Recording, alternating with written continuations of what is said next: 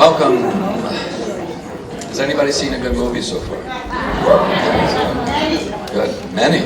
Okay. Well, you get the award.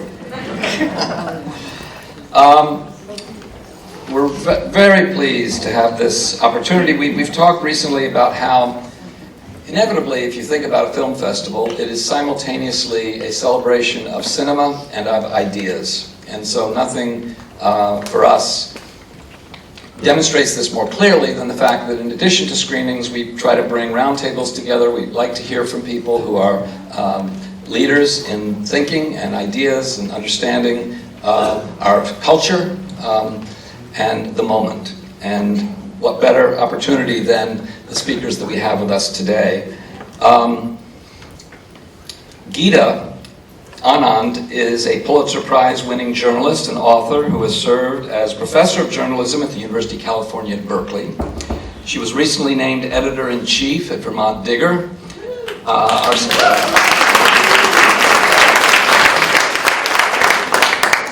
our state's leading online news outlet. Her stories on corporate corruption won the Wall Street Journal a Pulitzer Prize in 2002, and she was lead reporter in a series on healthcare that was a finalist in 2003.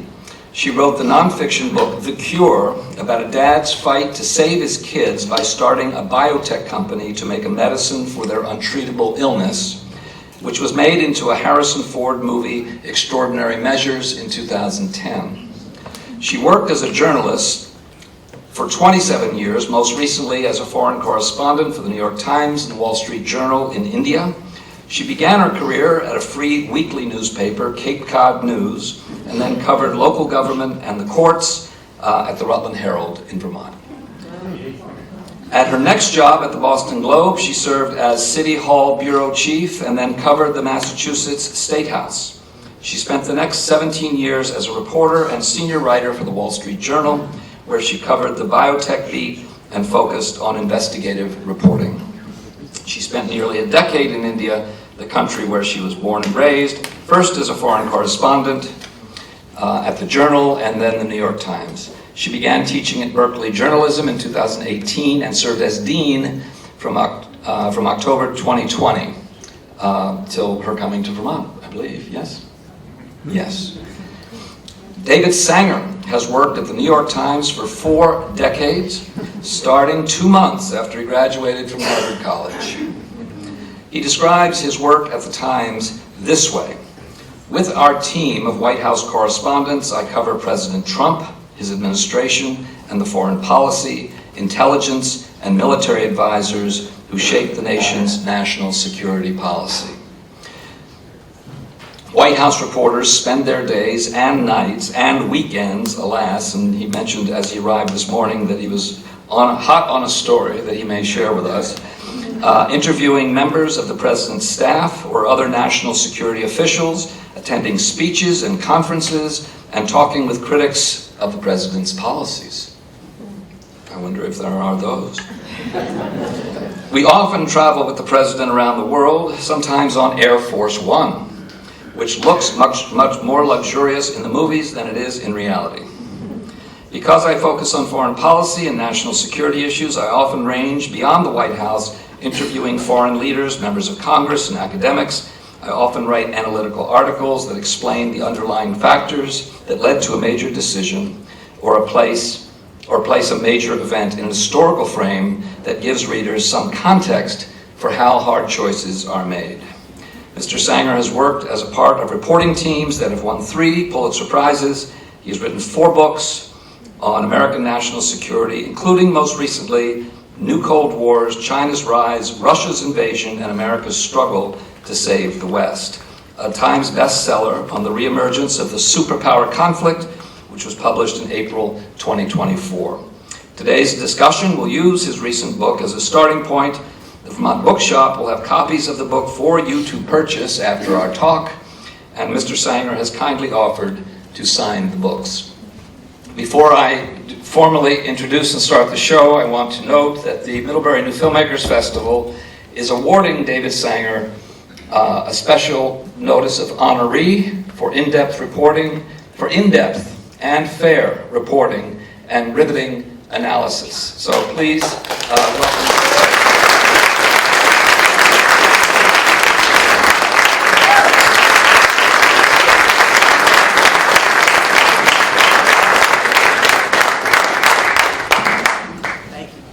So please give a warm welcome to both Ida Anand and David Sanger.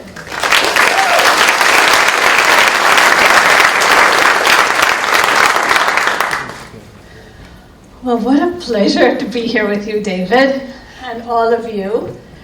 I so much enjoyed your book. Thank you. And I'm excited to be in conversation about it. I think you just reminded me that it is 1 week to the day from when President Trump and Vladimir Putin were in Anchorage, Alaska, trying to iron out a peace agreement. And you were there. With that as the frame, explain to us, with your book as context, like why that didn't happen. I think your book helps us understand why this is such a challenge. Well, first, thank you all. Thank you all for coming out tonight on a beautiful Vermont evening. You have so many better choices. Okay. But I'm really honored that you came here, and thanks to the festival for that lovely honor. And thanks to you for taking on Vermont Digger. My wife Cheryl, who's here, and I have been part-time Vermont residents. We've been struggling to figure out how to be full-time residents for 32 years and haven't figured it out yet. But we're still working on it. But we live down in Weston, and we are devoted readers of V.T. Digger, and it's really a great model for what to do with one of the great problems that our nation faces today, which is the rate at which small news organizations have been, and legacy news organizations have been closing up. You worked for the Rutland Herald, so I needn't tell you how difficult it's been for Rutland, Bennington, Brattleboro. But you're not only the leading online news organization in Vermont today, you are the leading news organization in Vermont today. And the investigative fervor that they brought. I realize you've only been there 6 weeks, so you can only take credit for that. But it's really been great to watch. I've done a few things with some of the staff over the years before you took on this job, and I've been very impressed with them. Anchorage. Boy, that was an interesting experience. It's hard to believe that it was only a week ago today since we've had the usual cascade of news since, including today where we woke up to the John Bolton news, but then one of the interviews in the Epstein case were released, and we're all thinking, this is a Friday in August, like, give us a break. But Anchorage was fascinating for a couple of reasons. First, the dynamic between Putin and Trump.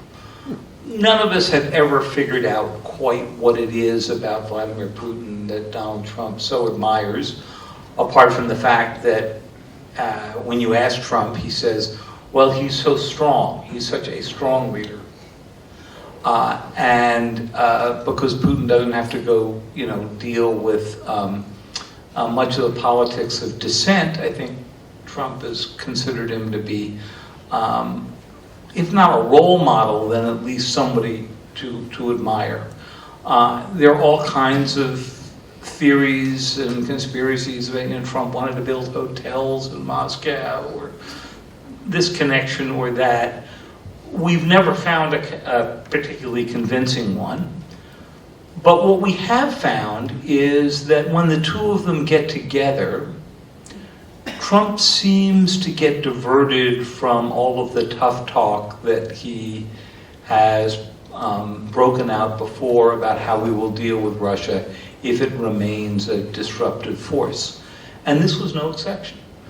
In the days before the meeting, in fact, the night before the meeting, flying over to Anchorage, Trump said, we're going to get a ceasefire, and if we don't get a ceasefire, there will be severe consequences.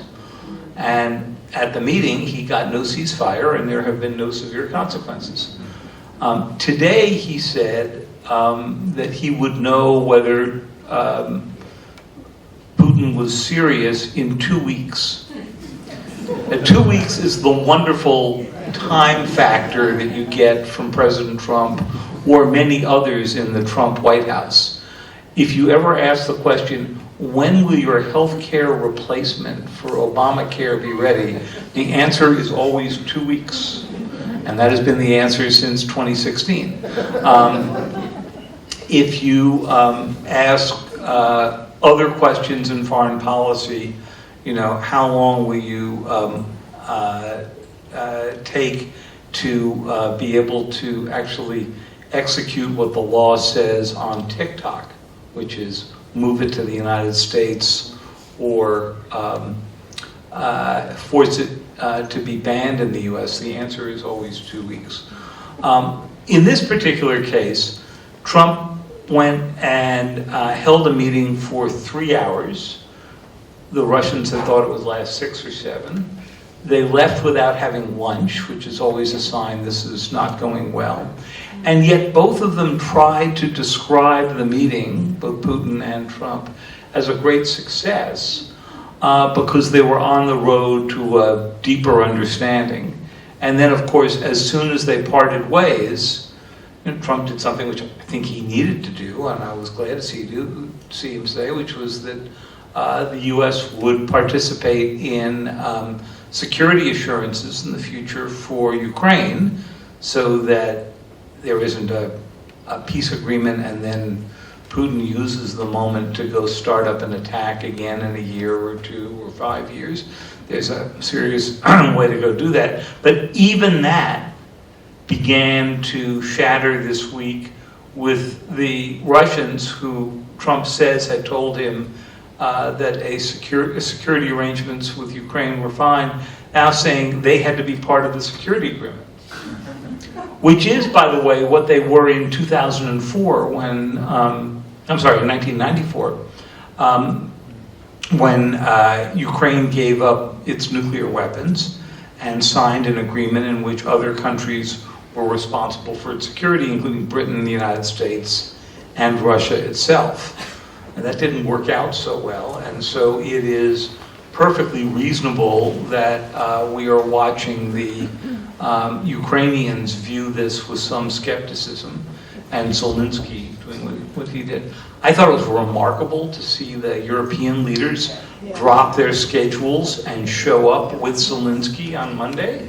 And I thought it was even more remarkable to see them arrayed around the Resolute desk with Trump kind of lecturing to them. And they're all sitting there with their methodology for dealing with Trump, which is compliment him extensively, tell him it's wonderful that someone is focusing on the peace process here, and then try to stop him from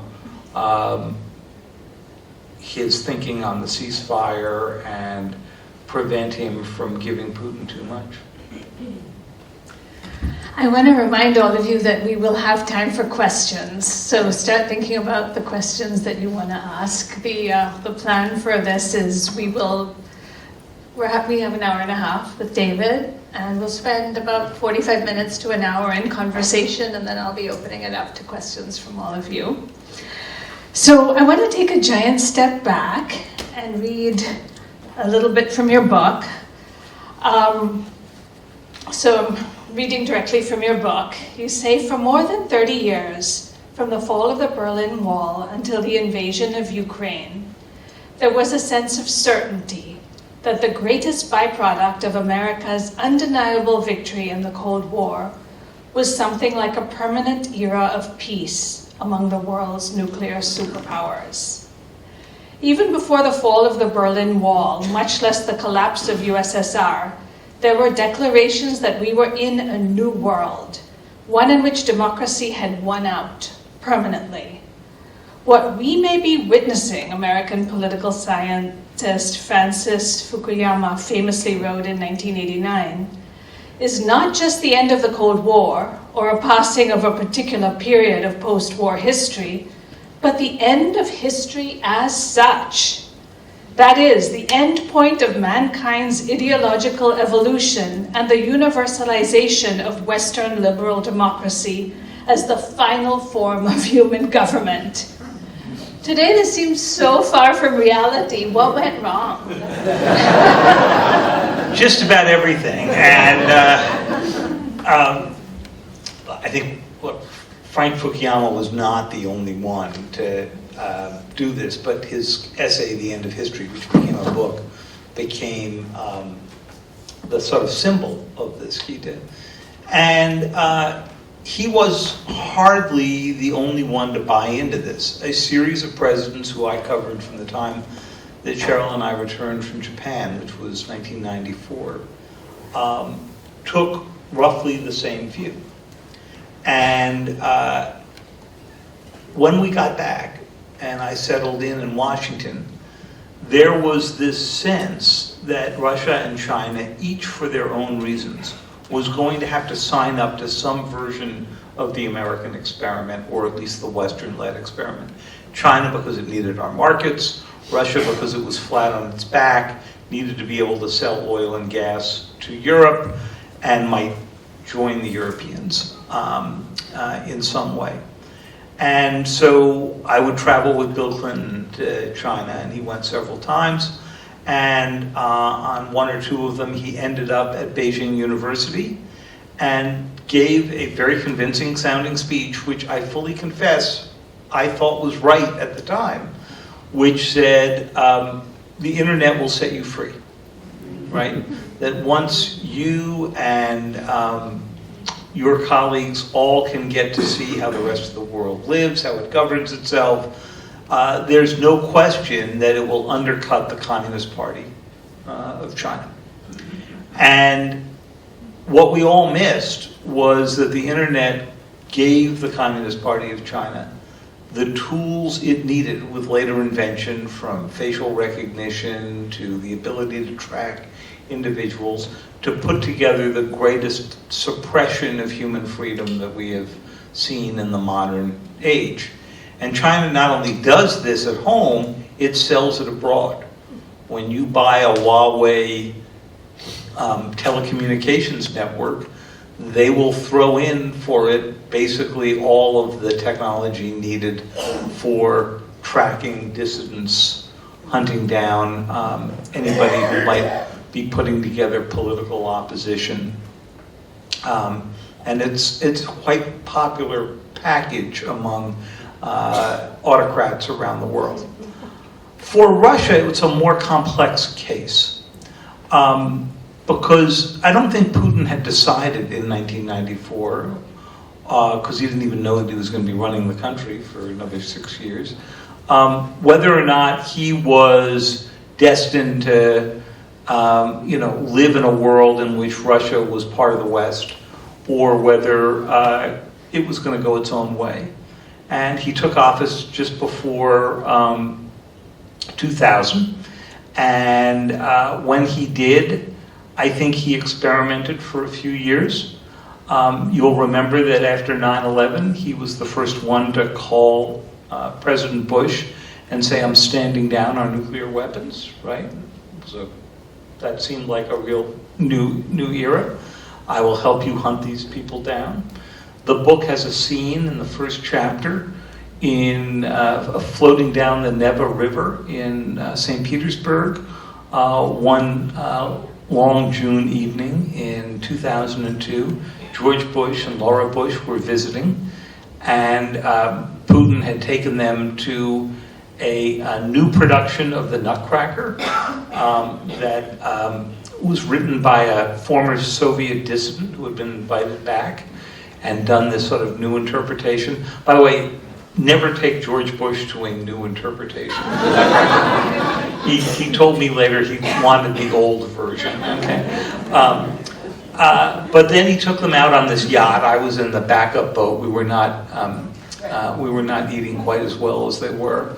But when they brought us on briefly, it was clear it was a very convivial evening. There was this lurking, hulking guy serving dinner, which of course when we went back 20 years later to find the photographs was Prigozhin, who appears in the book later on, fixing the 2016 election, and then going after creating the Wagner group to go after the Ukrainians, and of course did his march on Moscow.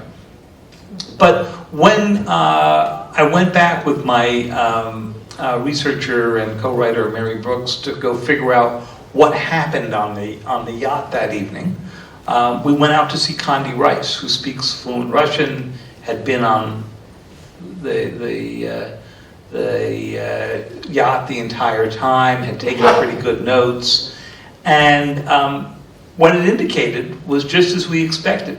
They were discussing when, not if, Russia would join the European Union, and whether it might join NATO.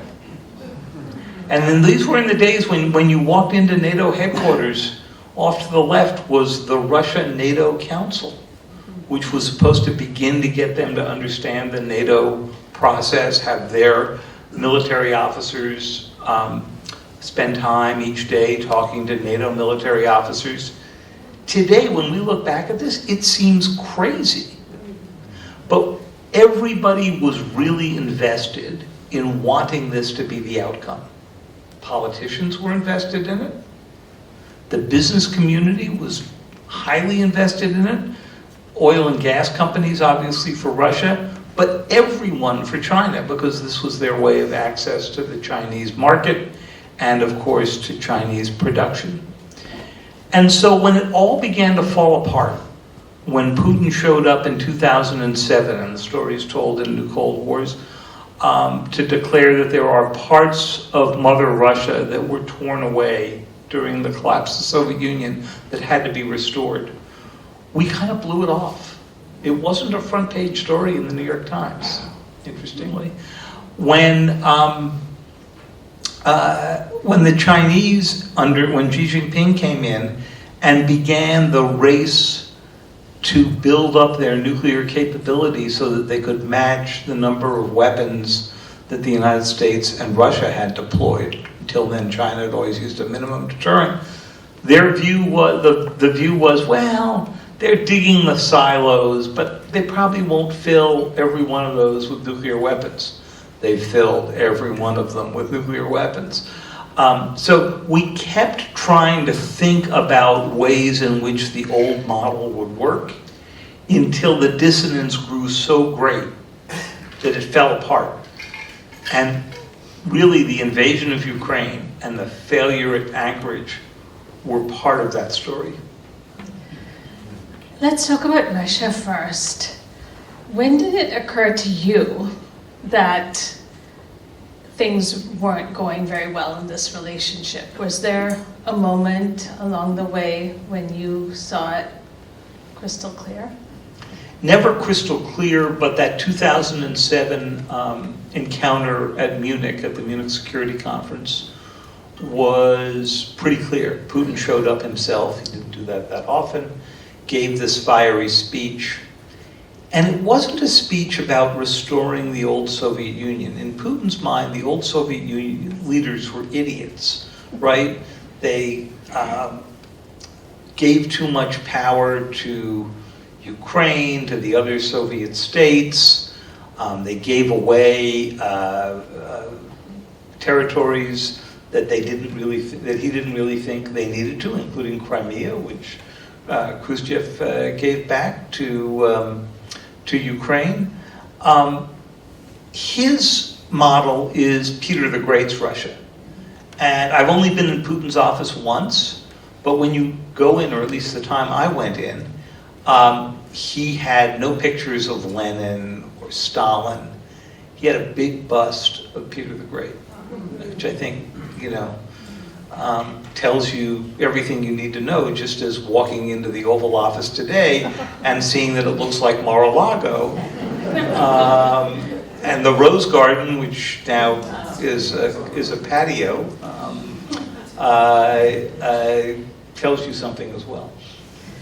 So, people like to say Putin never intended to be the West's trusted partner and to move in the direction we anticipated. I think you argue that the reality is just grayer than that. What do you think changed along the way, or what do you know changed along the way, that influenced Putin in this direction, that landed him where he is today in his thinking? Well, it's hard to crawl into his head, and I'm no Sovietologist and I don't speak Russian, so I'm reading all of this in translation. But my sense is a couple of things. The first is that Putin came to the conclusion that they were dangling entrance into the West, but no one was really interested in integrating them into the West, that there was no real investment coming in, that it was always perspective along the way. And I think that's true. I think there were moments when Western leaders, particularly when they feared that Putin was going off the reservation, began to step it up. And one of them actually came after the invasion of Crimea. That was 2014. In the book, I recall then that we all threatened sanctions, and there were some sanctions put on, and all that. But in 2015, Angela Merkel, still the Chancellor of Germany at that time, signed the Nord Stream 2 agreement with Putin, which would bring a new pipeline for gas from Russia directly to Germany, routing around Ukraine, so Ukraine got none of the benefits of the transaction. And she declared Putin to be a reliable supplier. So think about that phrase. There's no moral judgment in that phrase, right? She's saying, yeah, he might have just taken over Crimea. Yes, we're sanctioning him for human rights abuses. Yes, he's increasingly authoritarian, but he's too smart to turn off our gas. Right? And at that moment, I think he came to the conclusion, well, if I could take over Crimea and the next year they sign the biggest pipeline agreement in history, in European history, to go do this, when I go to take the rest of Ukraine someday, they're going to make a lot of noise for a year or two, and then that'll be that. And that was a wrong bet. I mean, Biden ended up, and the Europeans ended up, putting up much more of a resistance and arming the Ukrainians. But he made a perfectly reasonable calculus, I think, that he could both have the integration with the West and his territorial ambitions at the same time. A little more complicated for the Chinese in that case. Talk about the Chinese now. Hindsight, of course, is always 2020. Right. But were there missteps along the way from the U.S. side that have landed us in this position today? Many. So the first is, as American companies were moving their manufacturing to China, the price they were being asked to pay was to turn the technology over to the Chinese. Google wouldn't do it and left, as you recall. But many of the car makers did do it. Many considered this just to be the price of admission. And we didn't really stop that until the export controls over semiconductors and the equipment to go make them during the Biden administration. So, Obama did not address this issue straight on. Trump didn't address it straight on, although some of the ideas that Biden implemented actually came up in the first Trump administration. And I think you have to give them, sort of credit for taking that seriously. The second thing was every time that there was a crackdown in China, we said, well, this is unfortunate, but they're not going to go back to Tiananmen. They recognize the dangers of that. So the more we engage, the more we have a chance of drawing them out into a more liberal way of dealing with them. That cutting them off is certainly not going to go do it. And engagement became a goal unto itself rather than a means to an end. And I don't think we recognized that engagement was doing nothing to change the course that Xi Jinping was on. Thirdly, the Chinese had done some things that I think we overemphasize the importance of. So before Xi Jinping came in, they implemented some direct elections in local elections, small towns and so forth.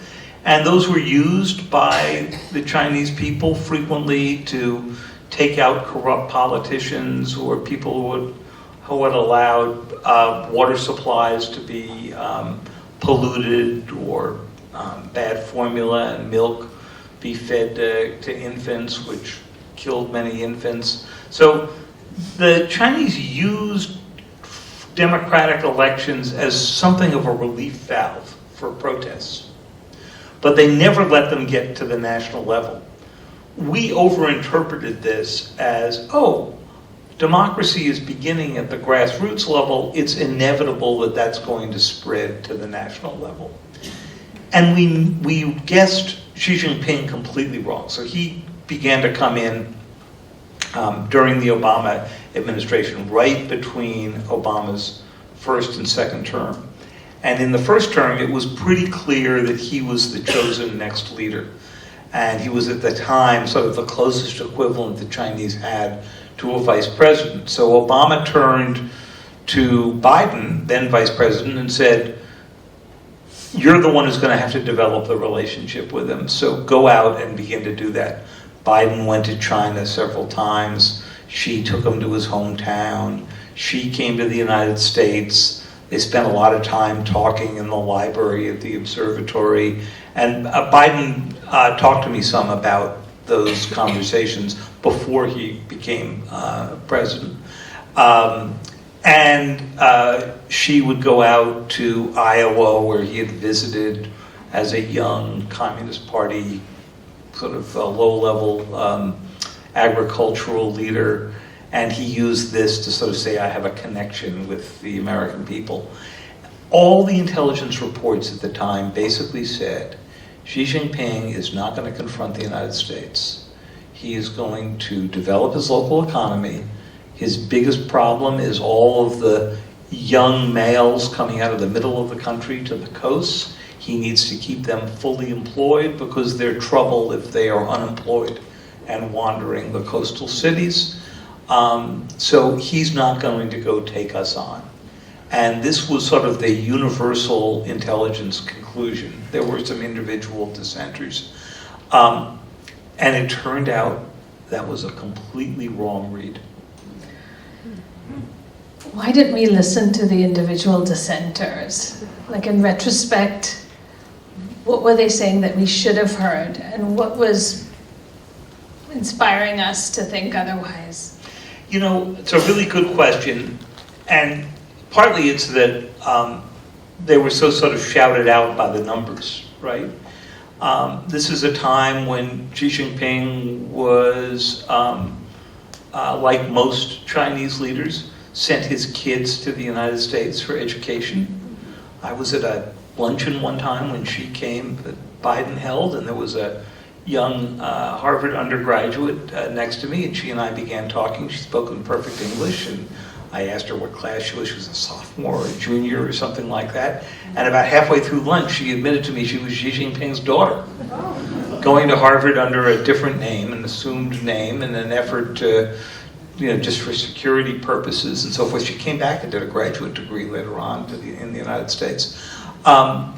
You couldn't imagine the Chinese doing this at that time. And we were encouraging this. I actually think it was a good idea because the thought was the more you expose the next generation of Chinese to the way the United States operates, the better chance you're going to have that you're going to avoid miscalculation, and maybe there'll be some effort to replicate the US system.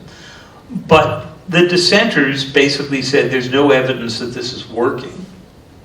But they were arguing against a sort of future that we couldn't project. And it was a lot easier to base your policy on the thought that you would sort of continue on your way. And there was huge pressure from the business community. When dissidents got arrested and so forth, the business community's line was, don't make a big deal of it, keep your head down, there's no sense in getting into a confrontation, we'll try to work it out quietly. What were the signs then that Xi Jinping was not a friend of the US and didn't want to move China in this direction, like when you look back? So in the book, we describe a series of speeches that Xi gave right after he took office that were secret at the time. They were to the party and to the military leadership that basically said, we are going to build up our nuclear weapons to the level of the Russians and the Americans, because if we are ever forced into an arms control conversation with them, we don't want to be in a position where we have fewer weapons than they do. We want to have the leverage of having the same number of weapons. He began to close down free press wherever he could. He consolidated power. He purged his the rest of the leadership against any suspicious elements who, even on fake evidence, he thought were going to challenge him. This is pretty remarkable because his father himself had been purged in Mao's time, and the family spent a huge amount of time out in exile. So he knew what it felt like to be on the other side of this, but went ahead anyway. We had concluded that because he had that experience as a child, he would, and as a teenager, that he would find a more collective way to run. His predecessors had a collective governance kind of approach, was sort of governing China by committee. That's gone now.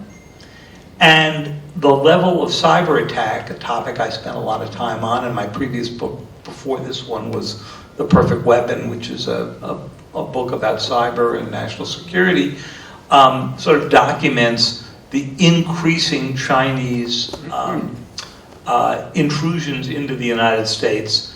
Very different from the Russians, not trying to be overtly disruptive, but rather planting code or opening up pathways to plant code that they could use if she decided to invade or squeeze Taiwan, so that the Americans would know that they could turn off the water or the gas or the electricity, particularly around American bases in Guam, Hawaii, all those places where we would be deploying help to Taiwan. Add these together, you get a pretty adversarial look. And what's interesting about, if you think about the first 6 months of the Trump administration, is he started off incredibly tough on China and basically adopting the Russian view of Ukraine. He switched during the mid-tariffs to get incredibly tough get tough on China, and then backed off on China after they came back the same, and went a few cycles with the Russians from tough to not so tough. And it just tells you that both Xi and Putin have concluded that there isn't a fixed base here with Trump. What there is changing your view and your statements and temporary policies to fit the moment. In the first term, Trump was going to get rid of TikTok because it was putting a Chinese pathway onto your phones. In the second term, he concluded TikTok helped get him elected, and he ignored the legislation that had passed with overwhelming Republican support to force TikTok to sell its operations here in the United States. So I think that what Putin and Xi have both done at this point is they're designing their policies for a world in which Trump will be going up and down depending on the mood of the moment. Talk about Taiwan and technology and the role that computer chips plays in the new Cold Wars. So spent a fair bit of time in Taiwan for the research for this book, and spent almost all of it at Taiwan Semiconductor, which is the biggest company in Asia now, certainly the most important, and they are the manufacturers of the chip that's in your iPhone, the main microprocessor in your iPhone. of almost everything that NVIDIA makes for AI, and NVIDIA now is the largest capitalized company in the world, and a scary large part of the stock indexes that we still see going up. Makes you wonder what happens if NVIDIA runs into trouble. The question I really wanted to answer in the book is Taiwan's greatest defense the fact that if China takes it over and destroys Taiwan Semiconductor, it is destroying China's own supply of the most important chips and destroying ours along the way? And could you use that to make the argument, hey, look, we may suffer, but you're also going to suffer along the way? And I think I came out of this concluding that, yes, the Chinese dependence on Taiwan Semiconductor was a central part of our defensive strategy, but it's not going to last for very long. The Chinese are working as hard as they can to replace that capability in a company that's designed to look a lot like Taiwan Semiconductor that they have built on the mainland. They've had a lot of trouble getting to the kind of quality and certainly the small dimensions, 7 nanometer circuitry that Taiwan Semiconductor has mastered. Just today, President Trump announced that the U.S. was going to take a 10% investment position in Intel in an effort to try to save it as a producer. But even Intel was having Taiwan Semiconductor make many of their chips. So what we're seeing now is an effort by the U.S. to move production of the most advanced chips to the United States, which was also a Biden administration effort. Biden did it through the CHIPS Act, which gave some subsidies. I would argue in the book nowhere near enough to build up in the U.S. Trump's doing it through tariffs by saying if you're bringing chips into the United States, you're going to have to pay a huge tariff unless you are busily building a chip fabrication plant on American soil, which now, of course, everybody is going off to go do. This is, Gita, a timeline problem. It takes 6 or 7 or 8 years to get up to building that kind of capability. And even if we built all of the fabrication plants that Biden had in mind at the end of his time, only 20% of the most advanced chips would be made in the United States, which means 80% are still going to be made in Taiwan and a few other places.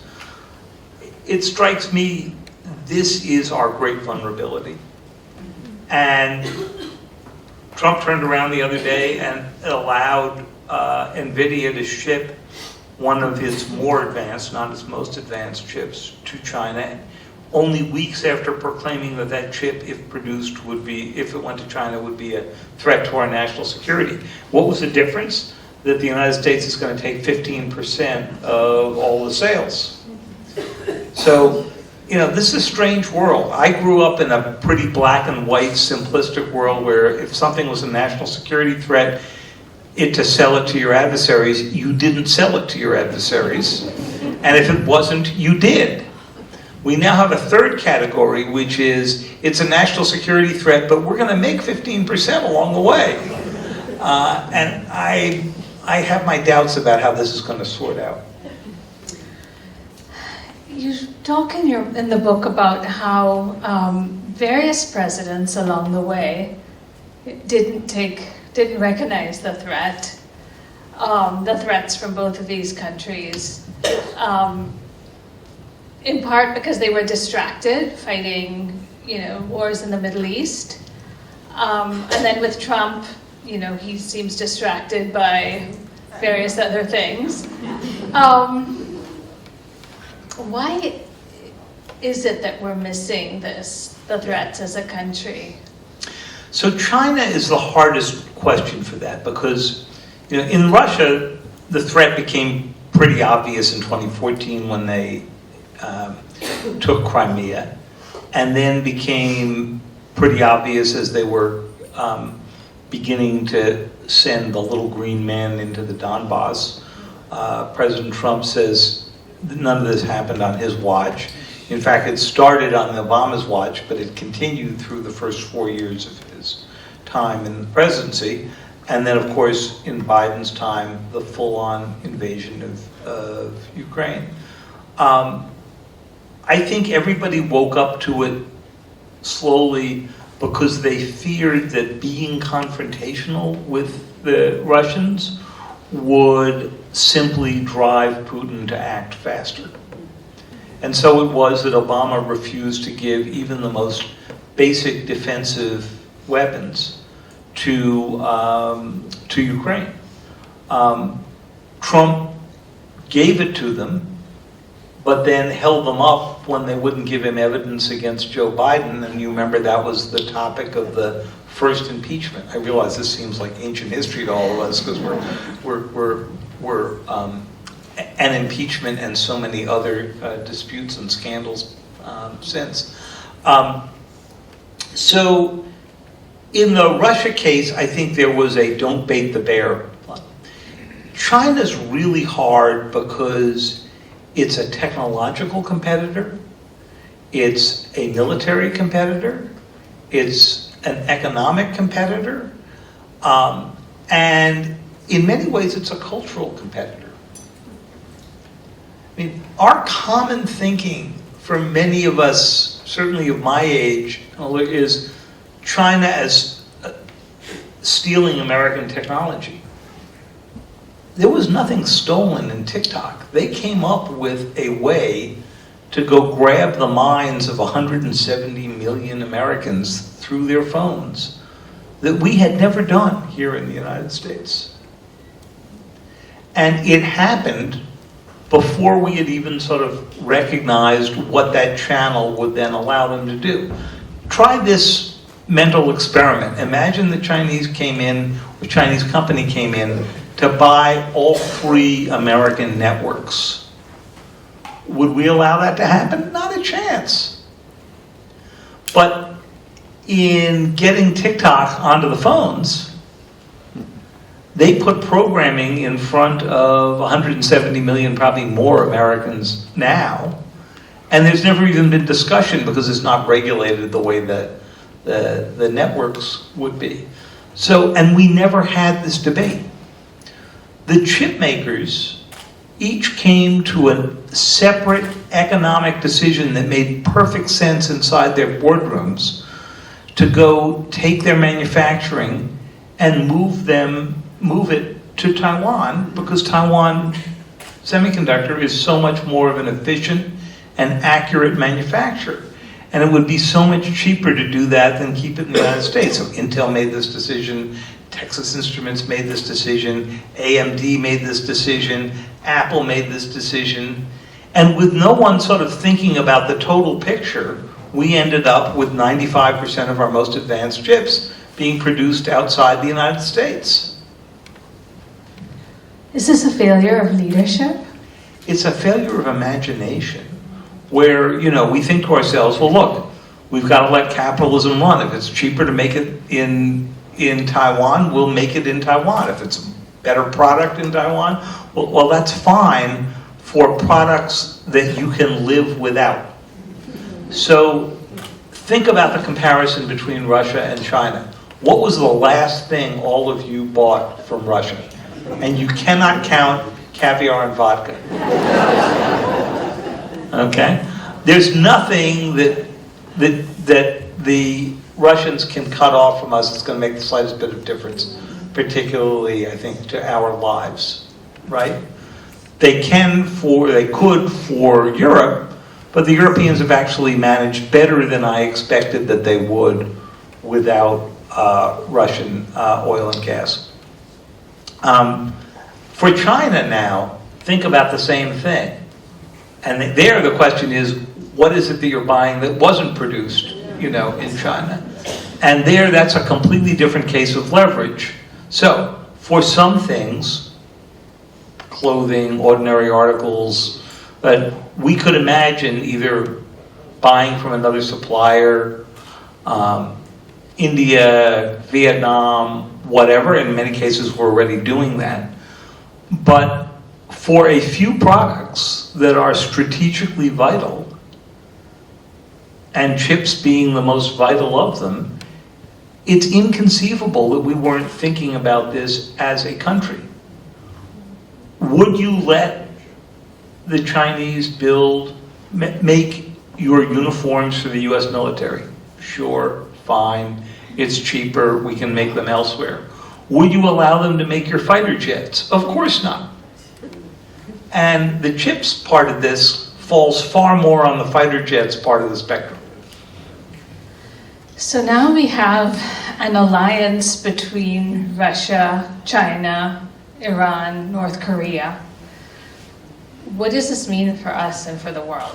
And this is my last question before I'm going to open it up to all of you. I'm glad you raised this, because a big theme of the book, and I think in some ways the most important theme of the book, is that what we didn't see coming was, you use the word alliance, I would just say an uneasy partnership between Russia, China, Iran, North Korea, and a few others, but those are the most important. Interestingly, those are also our 4 biggest cyber adversaries, the 4 that attack us the most. So what's the basis of this? So first, remember why it was that Kissinger and Nixon wanted to open the relationship with China. It was to avoid China and the Soviet Union coming together, right? And I did the interviews with Henry Kissinger for his 10,600-word obit in the New York Times. It's quite an experience being spun by Henry Kissinger for his obituary. At one moment he said to me, "David, is this one of those stories I'm not going to be able to go call and complain about? Because you don't tell somebody you're writing their obituary." I told him that if anybody could figure out a way, I had every confidence he would. But one of his biggest concerns was, just in the years before he died, that this 50-year experiment that had worked out so brilliantly for the opening to China was now coming to an end. And he was even spinning that. He was saying, in diplomacy, 50 years, what else lasts 50 years? That's pretty good, right? I get points for that. But I would say that the coming together of these countries, but particularly Russia and China, is the single most significant geopolitical development of the past 5 or 6 years, and it's the one that is least debated and discussed in Washington, right? Because if they are successful in coming together, then we've got a much more complex problem on our hands. They are already doing military exercises together. They are already working together on strategies inside the United Nations, inside other international organizations, to basically either frustrate the United States or design an alternative system to the one the US ran. Which is why the withdrawal of the US from all these international organizations, like the World Health Organization, is potentially so difficult, because it's not like when we pull out, they say, well, we're just going to pack up. The Chinese and the Russians see a vacuum and they fill it. Right? And that's the nature of international relations. If you pull back, you're giving an opportunity to somebody else. Biden was slow to come to this. I asked him in the end of the first year in a press conference if he believed that Russia and China's partnership was real, right after the number 3 in the Pentagon had said to me on the record he thought this was, a real thing to watch. And Biden gave me the answer that he would have given as the chairman of the Senate Foreign Relations Committee. No, these guys hate each other, they've had border wars, it's not real. By his last press conference, which was after the NATO summit in the summer of 2024, about a week before he dropped out of the race, I asked him quite deliberately an alternative sort of version question of that, which was, are you designing a counter strategy for this, knowing very well from talking to his aides that they had a huge project underway to do that? And he said, yes, we are, but I won't talk about it. I don't want to tell you about it because I don't want to discuss the details. I actually think that was a big mistake, because had the Biden administration gone out and described such a strategy, it would be easier to then go to the Trump administration and say, what are you doing about this? You know, your predecessor had a strategy. Do you think it's not a problem? Do you think it is a problem? We've never heard President Trump address this one time. We have some opportunities to get in the way. You notice that when the Iranians were under attack by the Israelis and then by us, the Russians and the Chinese did not exactly come into their aid. And so you've got some real opportunities to drive a wedge between these if we do it in a smart way. Yes, with that, we're going to open it up to questions, and we have one in the front. Well, first of all, thank you for your comments. Do you have a sense with Trump that he actually thinks or wants a solution to a problem like the ceasefire, or is the show and charade? It's a great question. For anybody who couldn't hear it, does Trump want to solve a problem like this, or does he want the visuals of doing it? He certainly loves the visuals, and he certainly wants the Nobel Peace Prize. I mean, he's not exactly left that as a great secret along the way. And look, if he could get a ceasefire and a lasting peace agreement, my answer to that is, you know, maybe that's worth the Nobel Peace Prize. That's fine. But this is an administration that does diplomacy backwards from what we're accustomed to. What we're accustomed to is you send out your aides, you put together your agreements, at least in rough form. If you've got 2 or 3 things left for the leaders to decide, they decide in their summit. But basically the whole thing's done. And what happened in Anchorage was Trump was convinced that the force of his own personality was going to put the deal together. And now they're sending the aides off to go do it. But of course, as I said before, it's kind of shattering apart. If this sounds familiar, think of the diplomacy with North Korea in his first term. Okay? He decided he was going to meet Kim Jong-un. I actually thought that was a great idea, because we had spent 30 years arguing with lower level North Koreans and getting nowhere. Right? So he meets him, tries the force of his personality thing. They're supposed to come to an agreement. They have a second meeting in Hanoi. The whole thing begins to fall apart. They even have a third meeting up on the border. And then when it becomes clear that it's failing, and North Korea now has many more nuclear weapons than it had when Trump began this diplomacy, he just stopped talking about it. Right? But when you went into the Oval, if you were going to go interview him, this is a first-term thing, we aren't frequently invited now, he would call out to his secretary to bring in the Kim Jong-un love letters and say, aren't these wonderful? We've got this great rapport. And even today, he was saying, Putin and I really like each other, we really respect each other. So he has in his mind the theory that only he can do it, with another leader who runs the whole country. But there isn't much of a plan B if that doesn't work. I'm looking out for, oh yes, a question there. Right here.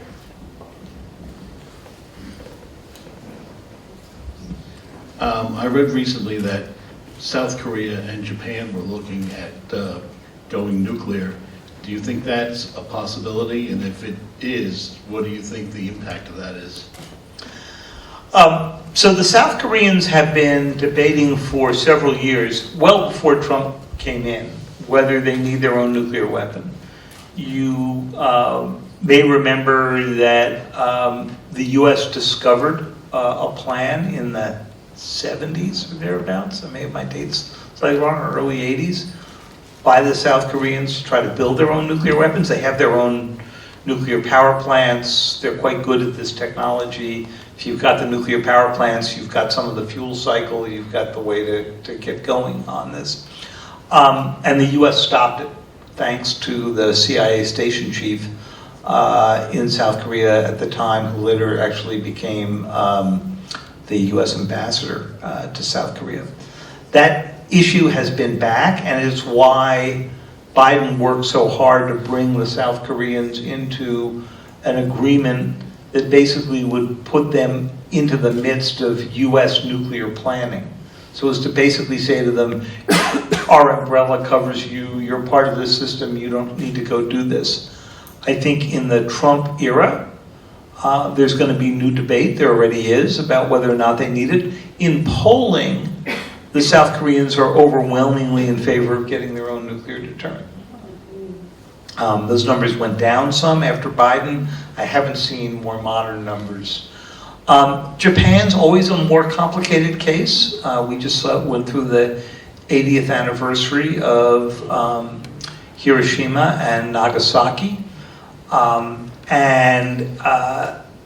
There's always been a sort of right-wing view in Japan that Japan needed its own nuclear weapons. But if you polled on it, given the way people are taught about Hiroshima and Nagasaki, and rightly so, there is such an anti-nuclear sense that it would be very difficult to go do. I think it would be really hard to put together any kind of consensus in Japan to go do that. But if China went fully nuclear and South Korea went fully nuclear, I think that would probably prompt the Japanese as well. The problem is not just there.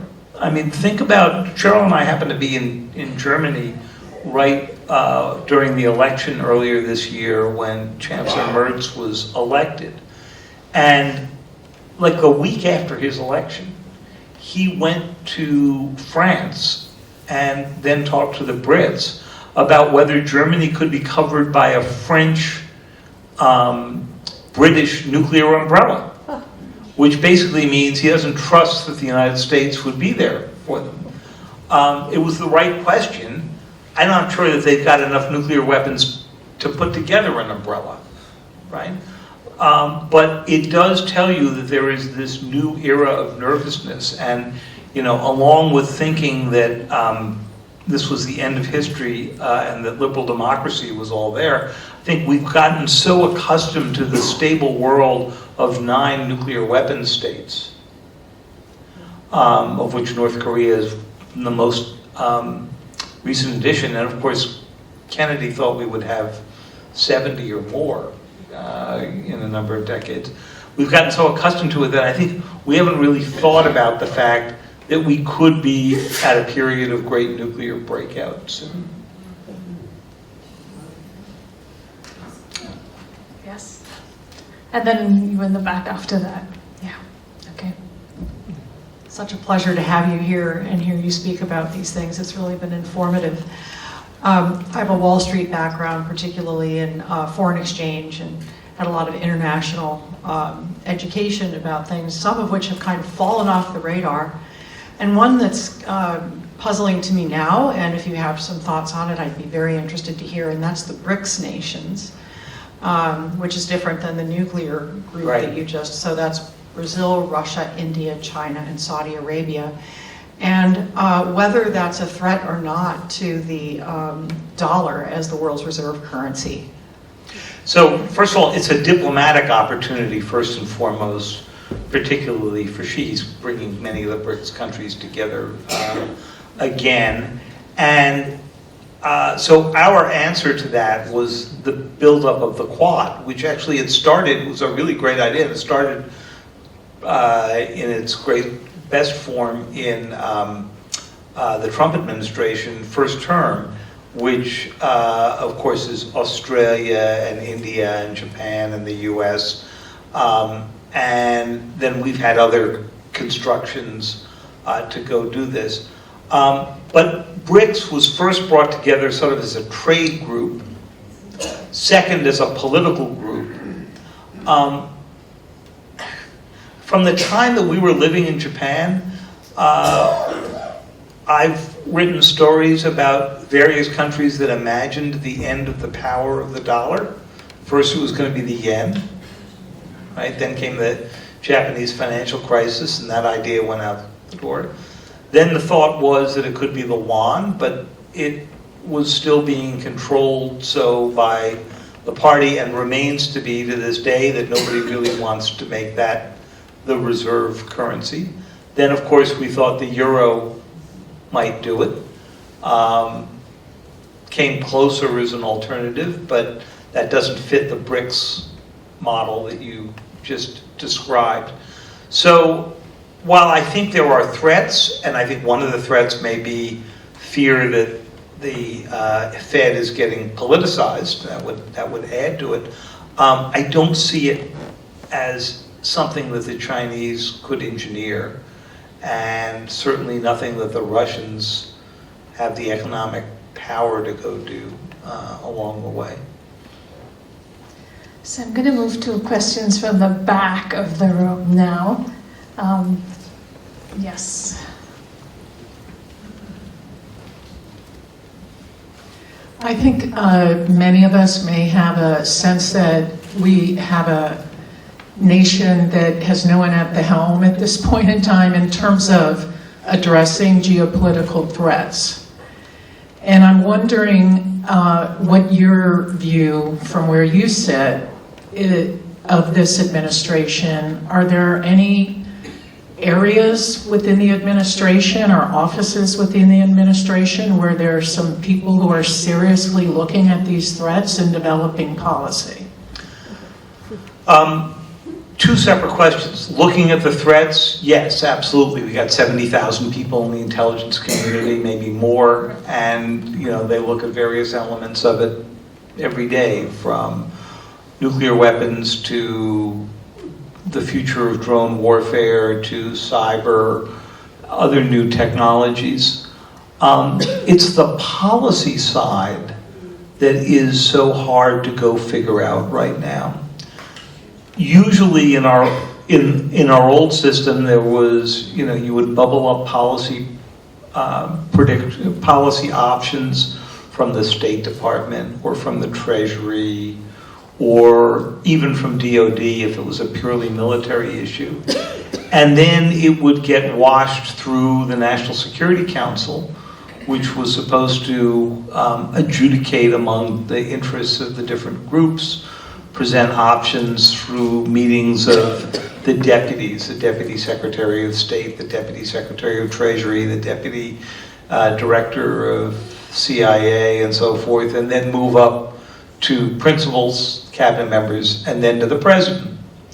I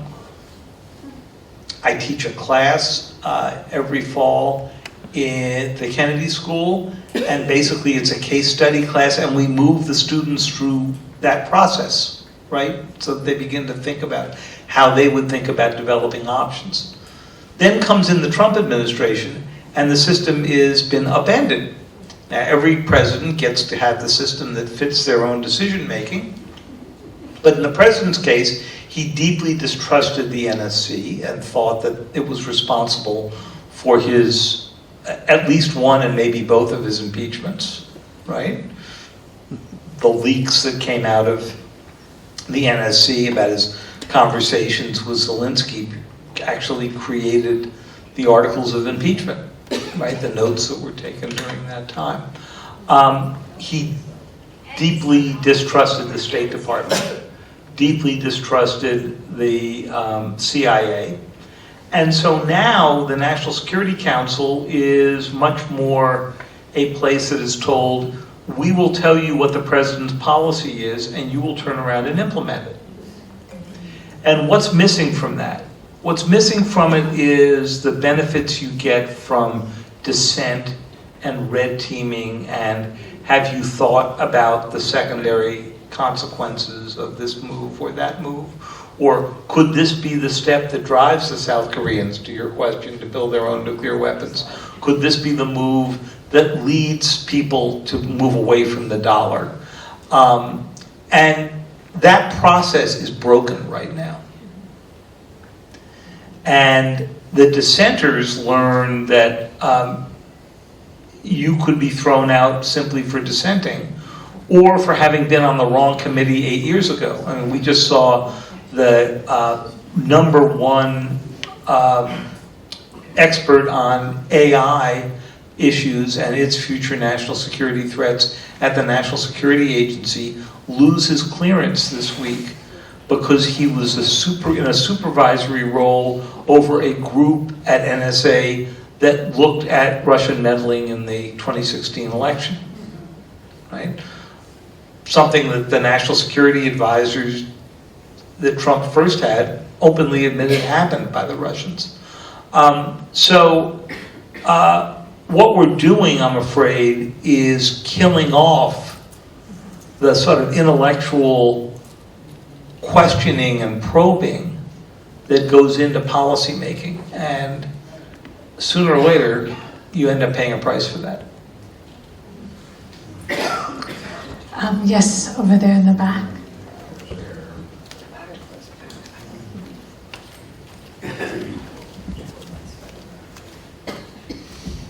Thank you for being here, and I do hope you find a way to move to Vermont. So I appreciate your global perspective on the threats to the United States.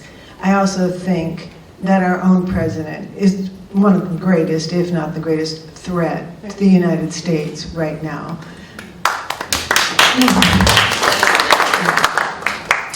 He has already stated that he is going to run for a third term, which is against the Constitution.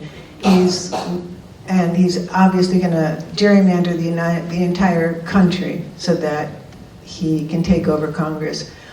My question to you is, because you've been so close to so many presidents, do you think our systems will hold? Will we be able to prevent him from taking over our country? So this was the central question in the first term, right? And I think in the first term, it looked very different. It looked different because the people he appointed until his last year in the presidency were fundamentally institutionalists, right? Jim Mattis at the Defense Department, who had grown up through the military and became the 4-star head of Central Command. Mike Pompeo, who I had my differences with as a reporter, and I don't think he wouldn't have been giving me the award that you guys just did, but who had grown up in the House system and so forth. And you had a series of these, and Trump did not, until his last year in the presidency, begin to fire all of them and hire loyalists. And then, of course, he lost the election. He's out. And he determined that when he came back in, he was going to do two things. He was going to tear away at these institutions that were restraining him from doing what he was going to go do. And he wasn't going to listen to those voices that said, no, you need experience here. He was going to say, loyalty is all, right? And the first 6 months of the presidency, we have seen exactly what that brings out. And an expanse merged with an expansive view of the presidency that includes, I can fire or pressure members of the Fed. I can alter the way history is interpreted at the Smithsonian. I can force universities into financially expensive, if not ruinous, agreements in order to change the nature of the universities themselves and free inquiry.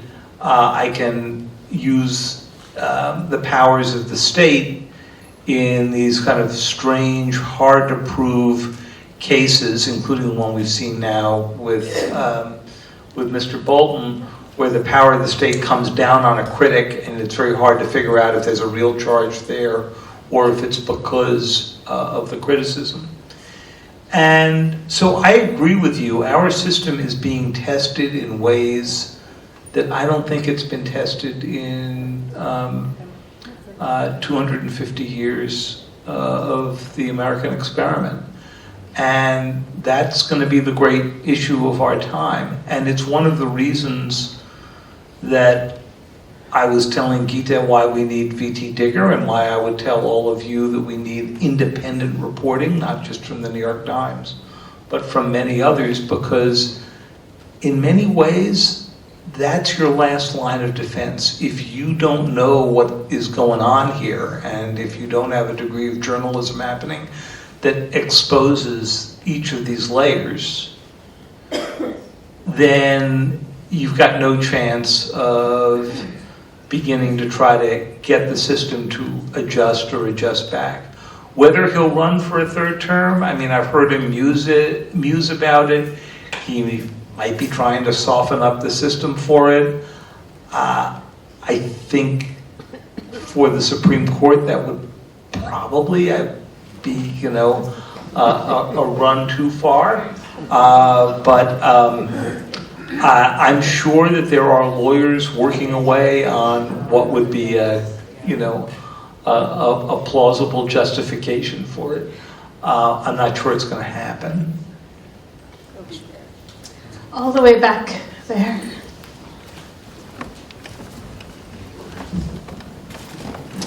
You mentioned the institutionalists that he surrounded himself with in the first term. Until 6 or 7 months ago, I would have described Marco Rubio as an institutionalist as well. How do you make sense of Marco Rubio and the role that he plays in American foreign policy right now? It's a great question. He's the most interesting and complex figure in all of this. We thought we understood him as a kind of neocon, very hard on Russia, traditional Republican, and he has made the greatest shift toward MAGA. I mean, what you could certainly say about J.D. Vance is there's not really a lot of difference between what you heard from Vance before he ran and what you're hearing now. It may be a little more intense now, but what you got was what you saw earlier. For Rubio, the big question is, does he believe this, or is this positioning himself for a run in the next presidential election, of which Vance, who's a good friend of his, would be presumably his number one competitor and is probably in a better position here. Three things strike me about Rubio. One is he comes to the job better prepared than many in the administration. He's basically had the same qualifications for the job that John Kerry had.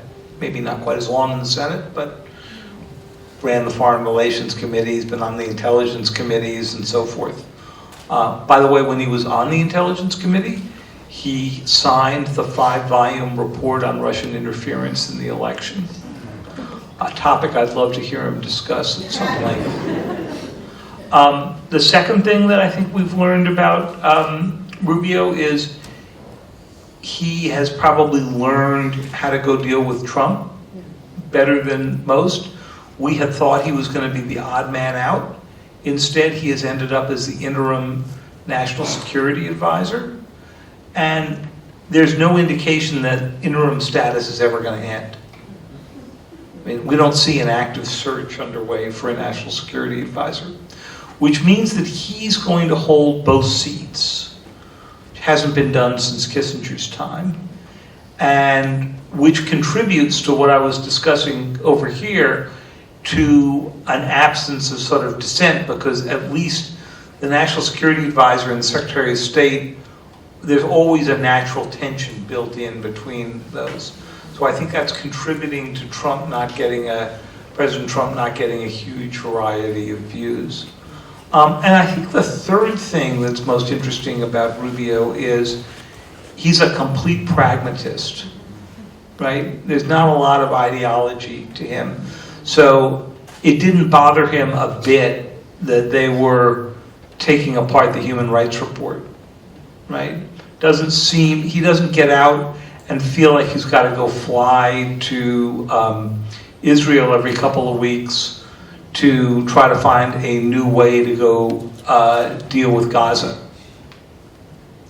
He's very much, I'm going to stay in close to Washington and try to keep the gears running, pragmatic approach, What we don't know is how much he is completely on Trump's wavelength. The history of national security advisors is you're on the wavelength for about 9 months and then you're gone. Remember, President Trump went through 4 national security advisors in his first term, and he's already been through 2 in the past 6 months. So, you know, the Rubio we're thinking of today may not be the Rubio if you guys are nice enough to invite me back sometime. Another question in the back?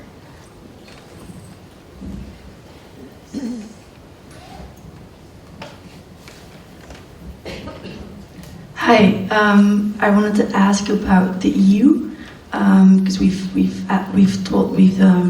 been speaking about Russia, about China as well. But I would like to know what your view is on how the US and NATO/EU relation is about to move forward, and Trump has been hot and cold about his European colleagues. Last week he met with them. He's also made clear he's not really a fan of how little they're spending on their NATO budget. And do you think there's a risk there maybe that the European partners are maybe moving more towards China in the case of the US really not maintaining those relations? Great set of questions. So first of all, I think one of the biggest achievements that Trump has had in the first term has been getting the Europeans to move to this 5% GDP, 5% of GDP investment in defense, even if it's over the next 10 years. And even if that last 1.5% isn't really about defense, it's, you know, about building highways and ports and so forth, which, by the way, we did. The Eisenhower highway system was built on the premise that you needed to move tanks across the country. Not really what we're using it for primarily, but anything that works. But I don't think that they would have moved to that level of defense spending had Trump not gotten elected. And they're way overdue, and they're way behind technologically and so forth. Second, I think they now recognize that the burden of Ukraine is going to be on them. I mean, I think the best they're going to get out of the U.S. is intelligence and air support. Certainly not going to get ground troops. And by the way, there were no ground troops sent under Biden either, so that hasn't changed that much. I think this has forced them, for the first time, to think about their own security in a much more serious way rather than thinking, well, if we have an issue, the Americans will take care of it. So that's the good side. The bad side of this is the power of any country like the United States is the cumulative power of its alliances. And so if you are putting tariffs on your friends at higher rates than your adversaries, and the Russians have got, 15-20% tariffs at most, 12% for some, and higher ones on the European Union and on individual products, then I don't think you've aligned your economic incentives and your political incentives together. I was surprised that the EU signed the deal that they did, but I think they concluded that 4 years of contention with Trump, they came to the same conclusion the universities and the law firms came to, which is easier to pay the money at this point. The leadership is better than it's been in a while. I've known the NATO head, Mark Rutte, for a number of years. He's been truly impressive in how he has sort of engineered the NATO summit, that 5% stuff. And I would say that Ursula von der Leyen did a more skillful job in negotiating out the tariffs than I had thought the EU was sort of capable of doing. So it's possible that faced with the fact that they have an unreliable ally now, they're actually stepping up in some ways. Would the Chinese love to be able to go use this and drive the wedge? They would. I think the Germans in particular will be susceptible to that given the number of automobiles that they sell to China. But I don't think it's working as well for the Chinese as they thought it would.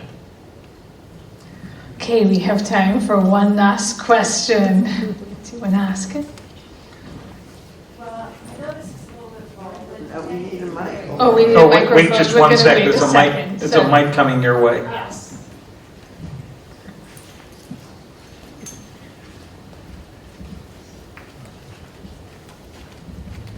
Yes, thank you for this talk, both of you. It's been really exciting and I think gotten all of us to really understand more seriously what's going on.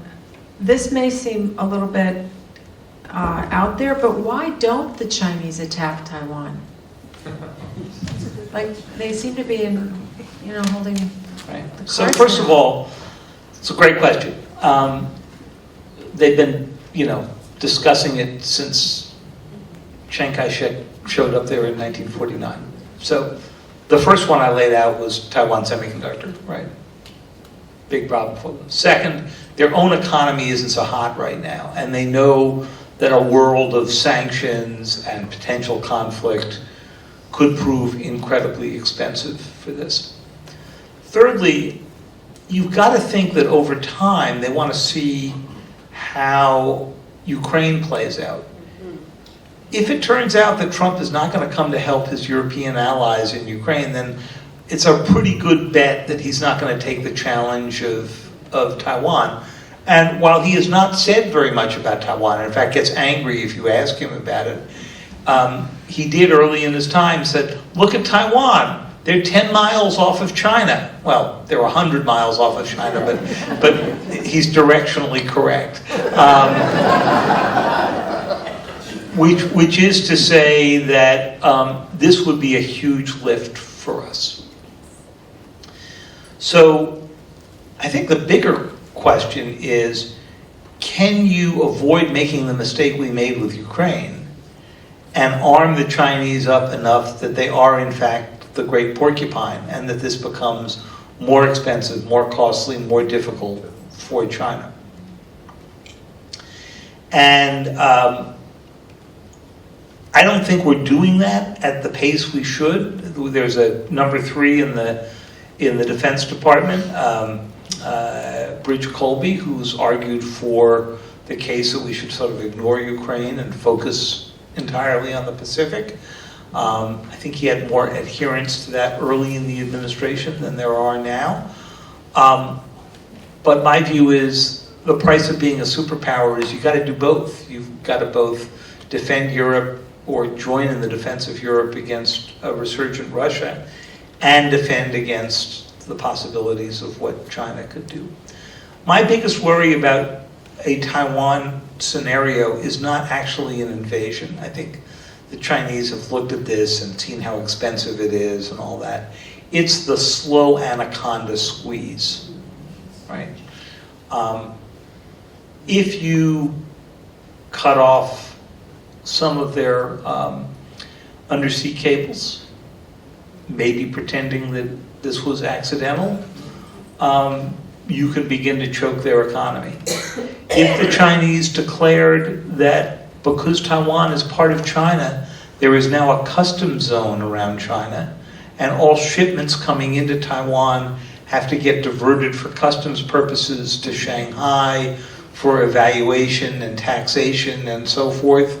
You could do the slow squeeze of a country that is entirely dependent on imports, including for the silicon to make those chips, right? And this is the most practiced, the most debated, the most war-gamed scenario in Washington. There are both classified war games run on it and unclassified ones run by the think tanks. And the way they all end up is we're not in a position right now to go counter that. And we need to speed that up. One way you speed that up on the defensive side is much more impressive use of undersea drones and so forth. There are contracts out now through the Defense Innovation Unit for basically unmanned submarines that stay right in the Taiwan Strait and can pop up either for surveillance or for attack. The Chinese have learned the lessons of Ukraine really well, and the Taiwanese are trying to learn them as well. And the question is, have we absorbed them fast enough too? So we're in a race to figure out how you defend the island. And the more time we spend on other topics, the less attention there is on this. On that note, David Sanger, thank you for Thank an you. encouraging